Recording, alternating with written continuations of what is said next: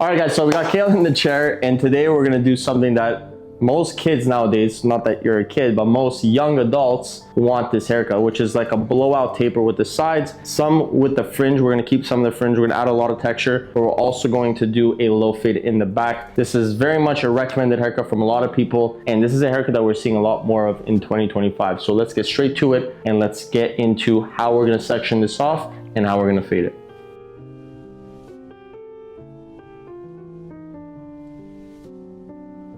Whoa, hold up, pause right there. I know you're into this tutorial and you've probably been taking notes, studying the sectioning, watching the fade placement, but let me ask you something. If you've already watched these tutorials and you've been watching my content and trying to level up, why not just go all in? I've built something for barbers just like you. It's called the Essentials Program. It's a private community packed with weekly coaching calls, advanced tutorials, support from elite barbers, and constant accountability. And get this, it's $80 a month. That's one haircut, two at most. You probably spent more last week on Uber Eats anyways. This is for barbers who are done with staying stuck, who want to improve their fades, their sectioning, their scissor work, their styling, and even how to post content to book clients. And I'm gonna keep it real. If it doesn't blow your mind, you tell me. I'll send you that $80 back. No catch. But if you're serious about becoming the go-to name in your city, then you belong in there. Click the link in the description, join the Essentials Program, and I'll see you on the inside. Now, let's get back to the cut.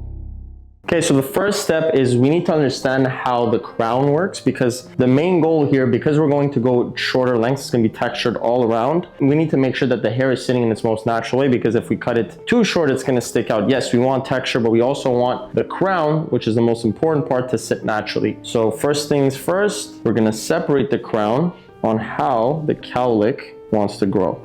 Okay, so boom. Okay, this is the most natural way for the hair to sit.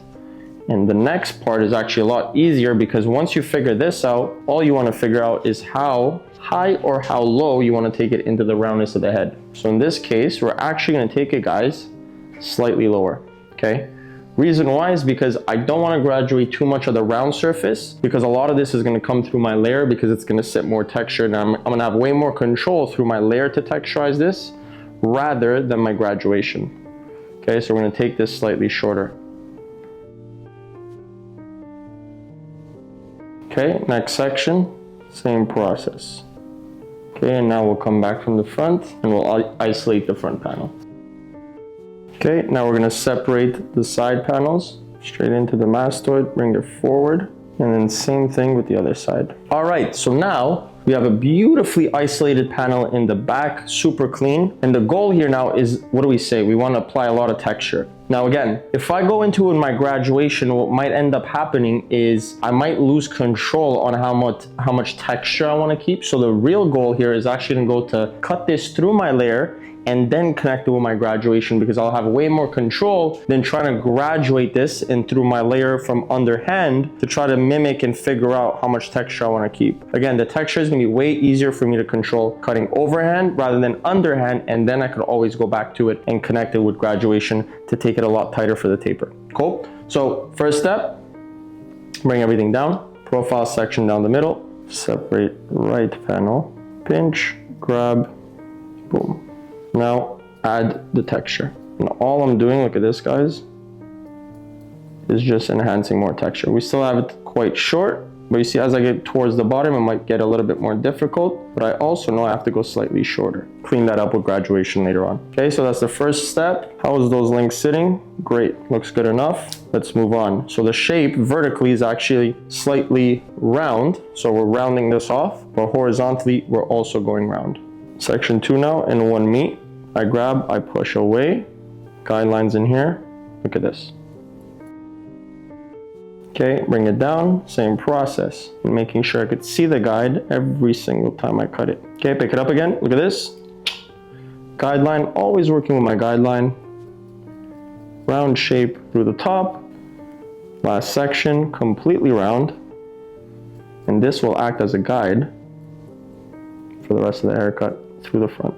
Okay, bring it down, move around with the hair. Yes, that's exactly what I want. Beautiful texture, still a lot of length through the nape, but like I said, I would rather control this through my layer and then connect it at the very end with graduation. So bring everything down and let's move on towards this left side. Okay guys, so now at this point, We've done the texture and the layers on top. And now what we're gonna focus on is taking the nape really, really short. This is gonna allow us to, again, have that graduation, those lengths blend right into the layers. So very simply, first things first, we wanna get really nice and tight with the bottom. So fingertips come out because we wanna maintain some of that length, and knuckles get really, really short, okay?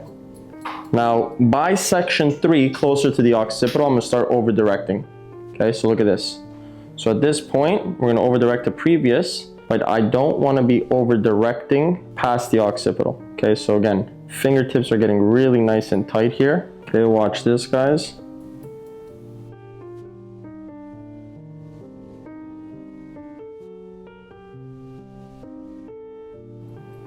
Bring that down, separate it, take another section, bring everything forward, and boom, voila.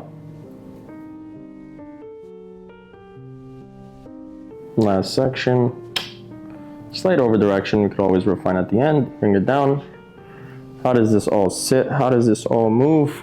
Beautiful, okay? So at this point, if I still feel like it's a little too long, which it is, because we wanna make sure that we are tapering this, okay, because now we want that beautiful blend, that seamless blend, as I always say. Okay, let's move on towards the other side. Okay, same process, guideline from the back. Bring everything down, separate this panel, and work our way towards the front. Beautiful texture all the way through. This looks incredible. And now, what we want to do is, like I said before, take this nice and short, okay? So we're going to come from under, and we just want to prep for the clippers. All right, so unclip the top, and this is going to be one of the most important decisions, which is how is the top going to sit with the sides. Okay, bring head up, first initial part, and now, like I said, the guideline doesn't need to come from the sides. The guideline needs to come from how I want the hair to sit. Okay, and as I get towards the corner, one thing I notice is that it's actually quite fine in here. So what we want to do is we actually want to take it slightly shorter. Look at this. So if I bring it down, boom, guideline's right in here. Bring it all down. And again, we want to strengthen the corner. And as we get closer to the front, you just want to refine some of it. Beautiful. Could clip that away.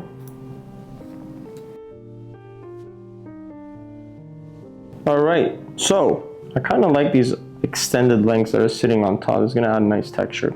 That looks really nice. Wow, really, really nice. All right, so now, because we really want, this is a trick, right? Because we really want to protect the lengths in the front, we don't want the front to be a choice of length. Okay, we want to bring that forward again. And we want to work our way leading up to the side in the same exact position. Okay, so as I get closer to this side, head position goes away because now I can control that round surface horizontally a lot easier. And again, I'm just looking at this visually. Okay, I'm going to show you something that's super cool here. Beautiful. It's looking incredible so far.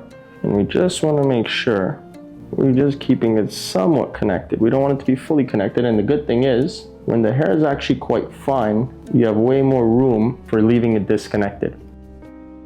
Okay, so the number one rule here now that we've done everything, and just for you guys to have context on how I blow dried it, everything got brushed up because this is how we're gonna be able to create that texture. And we'll go back into it if we really need to at the very end. But right now, we're gonna go with the number 3. And the reason why is because I still wanna keep a lot of this darkness because his hair is actually quite fine. If I take this too short and too high, then the taper isn't gonna look good, and same with the back. So number 3, I'm gonna come in right into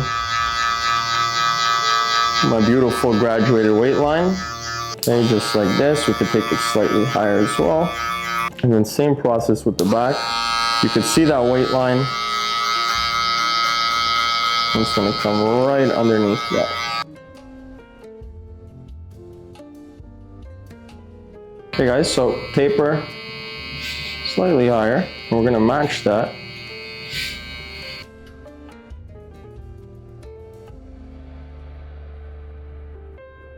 There we have it. It's already looking like it's quite blended.